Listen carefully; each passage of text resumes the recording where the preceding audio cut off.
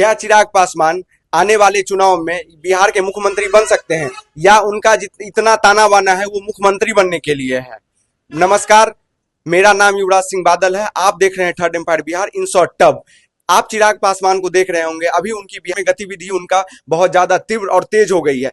आपको पता ही होगा चिराग पासवान अभी केंद्र में मंत्री हैं, मगर वो कह रहे हैं, उनकी पार्टी के प्रदेश अध्यक्ष कह रहे हैं कि हम बिहार सेंट्रिक राजनीति करेंगे और जहां तहां पोस्टर लगाया जा रहा है कि चिराग पासवान भावी मुख्यमंत्री के उम्मीदवार हैं। मगर आपको बताते हैं ये होना संभव नहीं है। अगर ज्यादा से ज्यादा लोजपा रामविलास कितना सीट पे लड़ सकती है? 30 सीट मिलेगी, ऐसा बड़ा बड़ा न्यूज़पेपर कहता है कि उनके 5 सांसद है और एक सांसद पे 6 सीट माना जा रहा है, तो 6 इंटू 5 कितना हो गया? 30 हो गया। 30 सीट पे लड़ सकते हैं।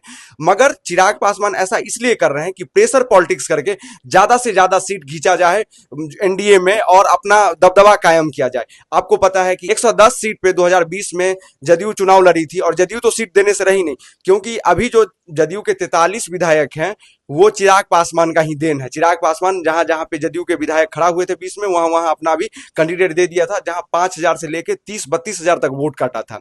इसके बाद आपको लग रहा है कि नीतीश कुमार चाहेंगे कि चिराग पासवान इतना उनका ग्राफ बढ़े और उसके बाद वो बार्गेनिंग कर पाए?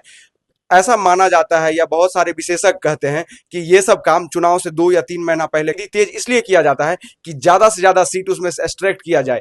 और आपको बता दें, चिराग पासवान को जो भी सीट मिलेगा 10 के बाद वो बीजेपी अपने खाते से देगी, क्योंकि जदयू तो देने से रही नहीं। उसके बाद वहां पर उपेंद्र कुशवाहा हैं, जीतन राम मांझी हैं, ये लोग भी अपना पूरा दावेदारी पेश कर रहे हैं। तो चिराग पासवान के लिए जो उनकी पार्टी इस तरह से कर रही है और कुछ लोग कह रहे हैं कि चिराग पासवान मुख्यमंत्री बन जाएंगे, तो आंकड़ों से तो कहीं बनते हुए दिख नहीं रहे। अगर हाइपोथेटिकली 2 मिनट के लिए मान लीजिए कि अगर 100 सीट पे चुनाव लड़ती है बीजेपी या 110 पे चुनाव लड़ती है और 30 पे चिराग पासवान लड़ती है, तो उसमें 124 सीट चाहिए। अगर 100 सीट लड़ेगी तो बमुश्किल 80 सीट बीजेपी जीत पाएगी, 30 सीट लड़ेगी तो 25 सीट जाएगी। अगर ये हाईएस्ट स्ट्राइक रहा तब कभी दोनों मिलके कभी सरकार नहीं बना पाएंगे।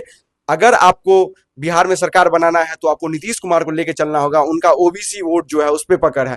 मगर चिराग पासवान का जो अभी आप 10 दिन से ये गतिविधि देख रहे हैं तेज, उनके पार्टी के जो प्रदेश अध्यक्ष हैं राजू तिवारी, ये लोग सब लोग कह रहे हैं कि नहीं, या उनके जीजाजी अरुण भारती, वो काफी ज्यादा आगे बढ़ के ये सब बोल रहे हैं। तो ये सब एक तरह से प्रेशर पॉलिटिक्स है, जो कैसे ज्यादा से ज्यादा सीट वहां से खींचा जाए। वो हमें नहीं लग रहा है कि इस चुनाव में मुख्यमंत्री बनने जा रहे हैं। भले 30 में वो कुछ कर सके, मगर अभी उन कहीं दिख नहीं रहे हैं। अभी 3 ही के बीच में लड़ा है, या तो एनडीए, या तो महागठबंधन, नहीं तो प्रशांत किशोर। ये ज्यादा से ज्यादा सीट लेंगे।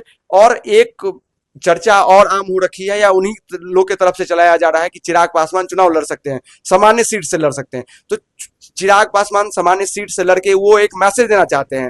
राजनीति में क्या होता है ना कि जो दिखता है वो होता नहीं है, जो होता है वो दिखता नहीं है।